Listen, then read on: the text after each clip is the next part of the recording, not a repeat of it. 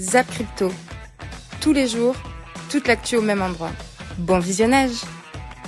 Et n'oublie pas de nous soutenir, abonne-toi et active la cloche pour ne pas manquer le prochain Zap Crypto. Avec un Crypto Fear and Greed qui était aujourd'hui sur le neutre autour de 46, le Social Index qui est de retour sur Up et les Market Order Flow ce matin 9h40 que j'enregistre l'émission, également sur une certaine neutralité, mais on est en recherche d'achat depuis environ 12 heures de temps où on est quand même repassé de 41 500 à 44 000 sur Bitcoin. Donc ascendant bullish, hein, c'était ce qui avait été annoncé hier, avec bon bah là c'était environnement de Shopee, ça a mis le temps pour breakout, ça l'a fait pendant que personne regarde et maintenant qu'est-ce qu'on fait? Bon, je pense qu'à partir du moment où la journée commence dans le vert avec 2%, on va rester dans le vert. Je pense pas qu'on ravale tout. Je n'ai aucune maîtrise sur le futur, mais disons que le momentum du jour est bullish. Si on décide de pousser le prix 2,5%. Pendant que tu regardes pas, c'est peut-être alors soit pour te battre la gueule, bon possible. Faut impérativement casser ce premier arrêt si vous voulez espérer un Bitcoin plus haut. Parce qu'actuellement, tant que ce premier arrêt ne cède pas, nous sommes dans ce qu'on appelle un dead cat bounce, un faux rebond, ou appeler ça par exemple un bull trap, c'est-à-dire un piège haussier. Ok.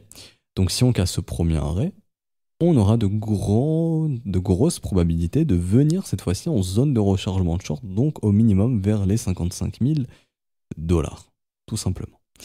Et donc également, le premier arrêt des acheteurs, donc c'est celui-ci, les 0,382 ici ont tenu, ce qui veut dire que donc l'objectif c'est de faire un nouveau sommet.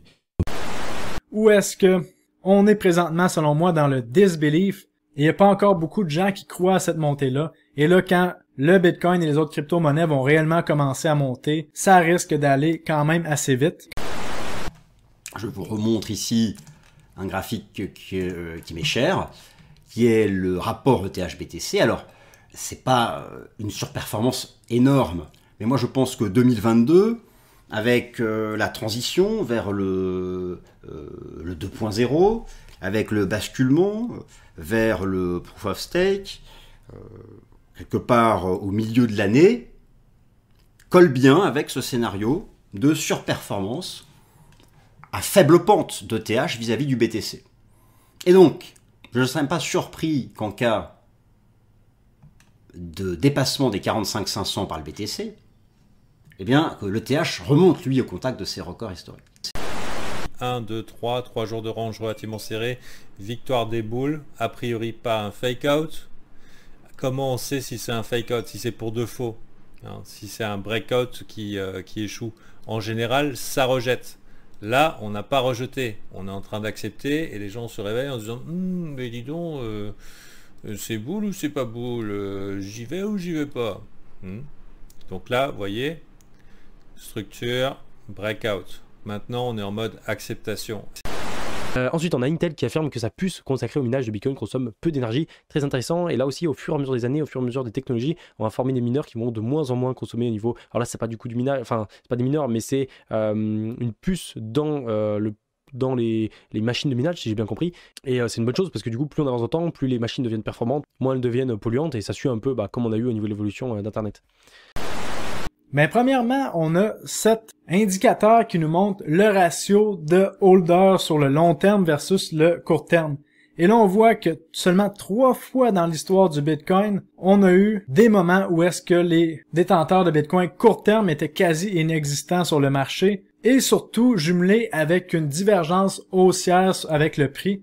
On a vu ça en 2015, où est-ce que le Bitcoin a passé de 200 $ jusqu'à 20 000 $. On a vu la divergence haussière lors du crash du COVID, où est-ce que le Bitcoin avait passé de 3 000 $ jusqu'à 64 000 $. Et en ce moment, on est en train de voir ça. On est dans le début de la suite des choses qui risquent d'être vraiment intéressantes parce que là, en ce moment, les entités qui détiennent des Bitcoins, c'est des holders pour le long terme. La data complètement folle d'un Coinbase qui a eu 20 millions d'utilisateurs sur la page principale en 1 minute lorsqu'il y a eu la publicité du Super Bowl. 20 millions d'utilisateurs qui se sont connectés en simultané. Complètement dingue, ça leur a fait littéralement péter la page et clairement, ben voilà, ça démontre aussi que petit à petit, oui, c'est en train de rentrer un peu dans l'inconscient collectif et surtout dans cette adoption mainstream qui est de plus en plus forte, j'ai l'impression, depuis 2 ans désormais. Alors qu'est-ce que moi je fais dans ce genre de conditions incertaines au niveau géopolitique, au niveau macroéconomique, le fait que tout peut changer à l'Open de New York et voilà, bah, ce que je fais c'est que je vais prendre ça, donc ce petit mouvement, comme pour les 5 heures à venir, disons un signal positif sur l'ensemble des cryptos. Donc là je vous donne un petit peu une approche potentielle. Et dans ce cas-là, je vais aller chercher l'alt le plus sexy qui est dans le marché des cryptos avec un graphique pas mal en me disant ok, Bitcoin n'est a priori pas une menace court terme et je vais trade ma journée en mode day trading et je me dis ok, il y a peut-être quelque chose qui va se passer, un breakout qui va se passer correctement, un petit setup haussier qui pourrait se passer correctement de par ce feu vert de début de journée.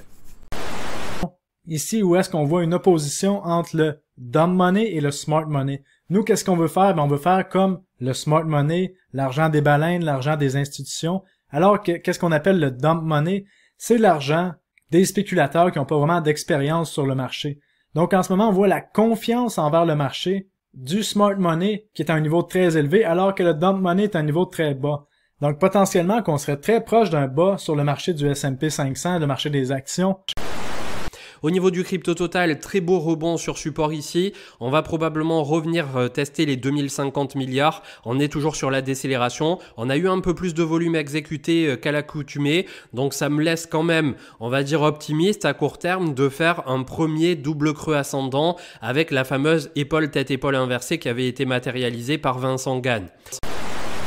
On finit avec la truffe noire, rappelez-vous, j'en ai parlé rapidement sur Twitter, elle a été mise sous forme de NFT, cette truffe, elle a quand même été vendue pour 8700 €. Alors je sais pas ce qu'elle vaut réellement là. Alors en fait, j'ai pas trop compris, parce que en gros, si t'achètes le NFT, est-ce que t'as la truffe? C'est ça que je me pose comme question, alors ça doit être écrit dans l'article, après je l'ai pas lu entièrement, n'hésitez pas à checker de l'autre côté si jamais vous posez la question aussi, mais c'est vrai que c'est assez incroyable tout ce qu'on peut faire maintenant au niveau des NFT, et alors pour l'instant on est en pleine découverte, hein, c'est pas le Far West, et du coup on teste tout, et c'est ça qui est bien dans l'évolution d'un bull run, c'est que tout est testé sur une technologie comme les NFT, voilà, on teste tout dans tous les sens, les singes, tout ce que vous voulez, les crypto etc. Et en fait, après, quand on va partir en marché baissier et que ça va être un peu, il y aura plus personne, ce sera l'hiver par rapport à ce genre de technologique, et ben quand après, voilà, les beaux temps reviendront entre guillemets, et ben là on n'aura que les meilleures technologies qui ont réussi à rester durant l'hiver, qui seront encore ici. Ben, que les meilleurs projets. Et du coup, ça veut dire que c'est eux qui sont fiables plutôt à long terme. Et on le voit très bien aussi dans les projets crypto, les ICO, etc. 80% vont mourir durant le bear market. Et la Russie annonce le retrait militaire à la frontière. Premier signe d'un recul dans la crise avec les Occidentaux. Bonne nouvelle, c'est-à-dire qu'il n'y aura pas de mort. Et encore mieux que le Bitcoin n'ira pas sur le court terme aux 20 000 $. Et puis alors les présidents qui font des blagues en disant non mais c'est pas vrai, c'était pour rire en fait quand je dis qu'on va se faire envahir. Bon, c'est quoi ce bordel? C'est quoi ce bordel? Bon. Autre point intéressant, c'est le Canada. Qui se la joue URSS 2.0. Alors sachez que vous avez tout mon soutien, les Canadiens, que je ne peux que compatir. Et bon, bah, vous avez la réputation de gens gentils, mais à un moment, je pense que faut taper du poing sur la table, quoi. Et qu'est-ce qu'il faut se rappeler, là? C'est que si on a des guerres qui ont lieu, là, que les pays continuent de s'armer et d'avoir des gros budgets militaires, ben c'est 100% à cause des banques centrales. Parce que tous les pays du monde sont surendettés. Donc, qu'est-ce qui permet qu'on puisse financer des guerres à l'infini, avoir des budgets militaires comme on est en train de voir là? Ben, c'est les banques centrales. Si on avait de l'argent, si on avait de la réelle monnaie qui était backée par un actif physique comme l'or, ben, ça serait pas possible d'imprimer de l'argent à partir de rien. Et là, en ce moment, s'il y a des guerres, ben, c'est 100% financé par vos banques centrales. Et en ce moment, je pense que la crise qu'on se fait dire dans les médias par rapport à l'Ukraine et la Russie va être une autre belle raison pour la Banque centrale d'imprimer encore plus de devises et créer encore plus d'inflation. Et chaque fois qu'une banque centrale est permis d'imprimer un nouveau billet en circulation, ben ça la rend encore plus forte. En tout cas, j'espère qu'on va pas se laisser endormir comme ça s'est passé par chez vous. Et que ça va mieux se passer chez vous. Mais en tout cas, si ce n'est que la bande-annonce du monde qui nous attend, là, je fais référence au fait que ceux qui manifestent, on va leur couper leur compte en banque. Ce qui est complètement... Alors, mais ça, c'est clairement la bande-annonce de ce qui va se passer avec comment ça s'appelle, les cryptos de banque centrale. Hein, c'est obligé. Hein. Que ça soit lié à un genre de note sociale, de bons citoyens. On te coupe les vivres. T'es obéi ou on te coupe les vivres. Donc, forcément, c'est bullish pour le Bitcoin, parce que incensurable. Hein. Inconfiscable, incensurable. Et toi, tu es bière ou tu es boule? Dis-nous en commentaire.